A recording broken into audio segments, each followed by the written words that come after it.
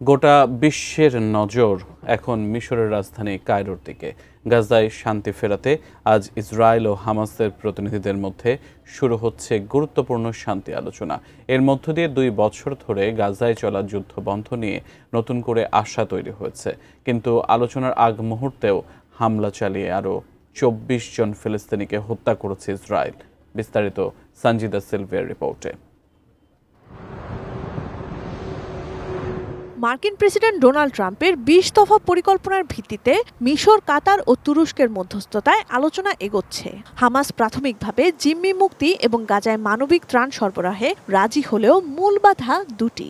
একটি, গাজা থেকে ইসরায়েলি সেনাদের পূর্ণ প্রত্যাহার, দ্বিতীয়টি গাজাকে নিরস্ত্রীকরণ না করার হামাসের অবস্থান।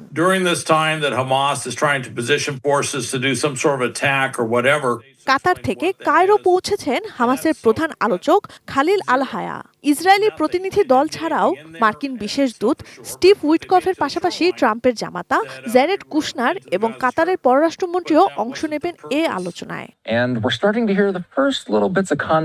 এ শান্তি আলোচনায় মার্কিন প্রেসিডেন্ট ডোনাল্ড ট্রাম্প প্রতিনিধিদের দ্রুত সিদ্ধান্ত নেওয়ার আহ্বান জানিয়েছেন। তিনি জানান, হামাস এবং আরব মুসলিম দেশগুলোর মধ্যে ইতিবাচক আলোচনা হয়েছে।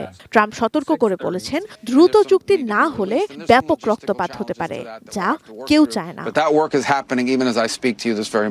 মার্কিন পররাষ্ট্রমন্ত্রী মার্কো রুবিও বলেছেন, গাজায় শান্তি ফেরানোর প্রথম ধাপের আলোচনা সহজ হলেও দ্বিতীয় ধাপ আরো জটিল হতে পারে। রোজকার সাধারণ খাবার এখন হবে অসাধারণ। প্রাণ স্বাদের মশলা, স্বাদ বাড়ায়, ঘ্রাণ ছড়ায়। আলোচনা শুরু হলেও চুক্তির নিশ্চয়তা নেই।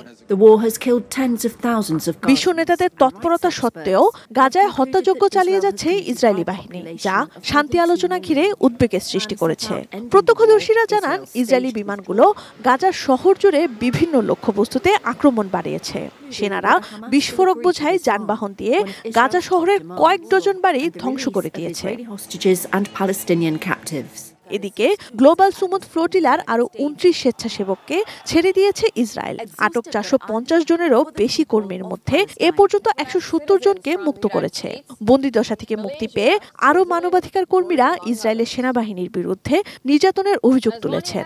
তবে অভিযোগ অস্বীকার করে ইসরায়েলের পররাষ্ট্র মন্ত্রণালয় দাবি করেছে, থুনবার্গ ও অন্যান্য কর্মীদের নির্যাতনের এসব বর্ণনা মিথ্যা। Sanjida Sylvia, desk report, ATN news.